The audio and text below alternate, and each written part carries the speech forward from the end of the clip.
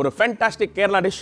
கேரளாவில் வந்து most famous. இது வந்து புட்டு கூட சாப்பிட்றது கடலைக்கறி அப்படின்னு சொல்லி பேர். பிரேக்ஃபாஸ்ட்டுக்கு ரொம்ப இம்பார்ட்டண்டான டிஷ், கண்டிப்பாக இருக்க வேண்டிய டிஷ் வந்து கடலைக்கறி.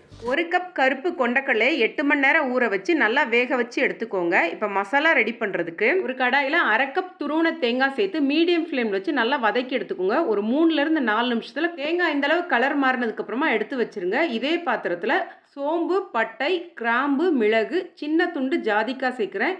ஜாதி பத்திரி இருந்தாலும் கொஞ்சமாக சேர்த்துக்கலாம். இது நல்லா வாசனை வந்ததுக்கப்புறமா கேஸ் ஆஃப் பண்ணிவிட்டு தனி மிளகாய்த்தூள், தனியாய்த்தூள், மஞ்சள் தூள் சேர்த்து இந்த பாத்திர சூட்டில் ஒரு வாட்டி பரட்டி எடுத்துக்கோங்க. இப்போ இது எல்லாத்தையும் தேங்காவோட சேர்த்து அரைச்சி எடுத்துக்கோங்க. குக்கரில் தேங்காய் சேர்த்து கடுகு, கருவேப்பிலை, பச்சை மிளகாய் சேர்த்து பொரிஞ்சதுக்கப்புறமா துருவன இஞ்சி சேர்த்து வதக்கி எடுத்துக்கோங்க.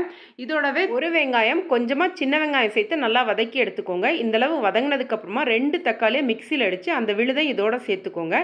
தக்காளியோட பச்சை வாசனை மாதிரி நல்லா எண்ணெய் பிரிஞ்சதுக்கப்புறமா நம்ம அரைச்சி வச்சிருக்க தேங்காய் விழுதையும் இதோட சேர்த்து நல்லா வதக்கி எடுத்துக்கோங்க. ஒரு 2லேருந்து 3 நிமிஷம் லோ ஃப்ளேமில் வதக்குனதுக்கப்புறமா வேக வச்சிருக்க கொண்டக்கடலை இதோட சேர்த்துக்கோங்க. இப்போ இதுக்கு தேவையான அளவு தண்ணியும் உப்பும் சேர்த்து கொதி வந்ததுக்கப்புறமா மூடி வச்சு 2 விசில் வச்சு எடுத்துக்கோங்க. 2 விசில் வந்ததுக்கப்புறமா கேஸ் ஆஃப் பண்ணிவிட்டு கேஸ் ரிலீஸ் ஆனதுக்கப்புறமா சூடாக இருக்கும் போது கொஞ்சமாக கருவேப்பிலையும் 1 டேபிள் ஸ்பூன் தேங்காயும் சேர்த்து கலந்து எடுத்திங்கன்னா கடலைக்கறி சூப்பராக தயாராகிரும். இது பார்த்திங்கன்னா புட்டு, இடியாப்பம், ஆப்பத்தோட ரொம்ப அருமையாக இருக்கும். கண்டிப்பாக ட்ரை பண்ணி பாருங்கள். நன்றி, வணக்கம்.